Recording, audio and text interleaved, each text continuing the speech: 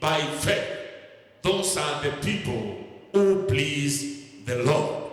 I believe the church I'm talking to through this message is going to be a church of men and women who are going to put their faith in God and walk by faith so that they may please God. Faith, as I introduced, is a tool. It is a vehicle. When you want to go somewhere or you want to reach a destination, there are the means you use to reach that destination. There are the tools you use to reach that destination. Between you and your blessing, between you and your destiny, there is a walk of life, and the tool which enables you to walk to that destiny is a tool I am calling faith. Definitely we defined faith before, and you know that between you and the thing you hope for, the substance in between is faith. Between you and your breakthrough is the tool of faith. It is true you can walk. It is true you can do things. It is true science can discover few things, but we need to move another step of faith, whereby we put what we do into action through faith. The believer needs this vehicle so that it can take them where they need to access their blessing. And without this tool, we get stagnation, we get unproductivity, we get lack of results. Why do people do things? They walk, long distances. They start big projects. They have big dreams. And by the end of it all, they don't achieve what they thought they can achieve. They lack this tool, walking by faith. Anything that you declare, you need to apply faith and begin your journey. You walk by faith until you achieve it. I did say faith grows like muscles. When somebody wants to build their body, they use a resisting, tool. For example, you may be lifting your weight to build your chest, to build your arms, muscles. When you are lifting the weight, it is a resisting item. It resists, and through the resistance, your muscles are built. We can, relate that one to faith. When there is a lot of resistance, that is the time the muscles of faith grow. The greater the resistance, the greater the growth of faith.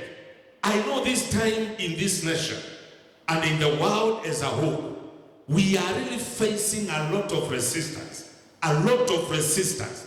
Everything is telling you, be scared. You cannot make it.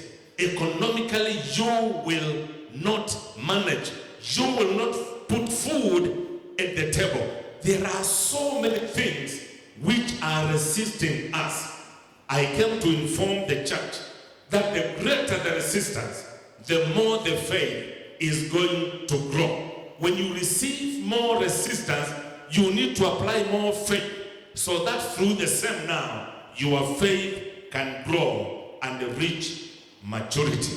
There are times when it looks like God is not there. God, where are you? I met some friends who are calling me. They are telling me, now, where is God? When people are getting buried in hundreds, even some countries, they are lacking places to bury their people. Some people are asking, where is God? This resistance calls for application of faith. The church will not fail. We will not, pull back. We are going to move and walk by faith until we attain our success. Can I say that faith is a door of access? Anytime you want to access a blessing, you want to access a door, you want to access a place where good things are kept, the key for that access is faith. This tells me that you cannot walk without faith. As a Christian, you walk without faith, then you will never access the blessing which is kept for you. And I was feeling like the difference between people is faith. The difference between a winner and a loser is faith. What differentiates individuals, churches, ministers, people, brethren, men and women? What brings the difference is faith. This one is walking by faith. This one is not walking by faith. Because everybody can confess that I am a Christian. But can everybody walk by faith? That is a key question, because faith is a door of access. Let me deal with few benefits which I was able to access, and that way God is going to minister grace to us. Benefit number one is a basic, the bottom line. Faith gives us salvation. Benefit number one is salvation. Ephesians chapter 2 verse 8. Ephesians 2:8. Let me read there. Salvation. The Bible says, for it is by grace you have been saved, through faith, and that it is not from yourselves, it is the gift of God. How do you access salvation? There is a lot of debate about salvation. That can you be saved? And when you are saved, what about if things go wrong?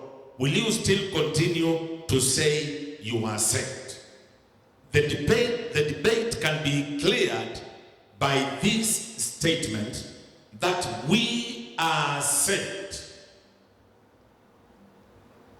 by grace through faith. Grace definitely is something that we don't merit. So nobody can break God. That is why people sometimes can do nothing about some situations which come into their life. Because nobody, even the greatest man of God, can bribe God. God does things independently. That is why sometimes you see like, this one is going wrong, this one is not working for us, but God is still God. But by grace, through faith, the grace comes, but somebody has to believe in their hearts that Jesus is the Son of God and that they can be born again. You may be watching me and you still go to church, but this truth about salvation has not worked. You don't even believe it. It has not worked in your life. You go to church, but you still live a life of sin. We have come to say that when the grace comes, it is through faith that you access salvation. In the NLT version, the Bible says, God saved you by grace when you believed. Although the grace is there, the grace to breakthrough, the grace to salvation, the grace to receive any merit from God, it can only happen by faith. And in John chapter 1, verse 12, the Bible says, to those who believed in his name, he gave them the right to become the children of God. This right, when you read the original connotation, it was by faith. It is actually by faith. You get a right of becoming a child. And remember, when you become a child, you can access anything from your Father. Is it healing? You can get it. Is it breakthrough? You can get it. So when we believe in that name, that is already faith. You believe in that name. The Bible says he gives you the right to become. The problem is when some people want to become without going through the first step. You believe in the name first. Then after that, church, you can now get access to become a child of God, where you can call him Abba Father. You can cry to him, Abba Father, and you become an inheritor together with Jesus. I want to remind every believer today that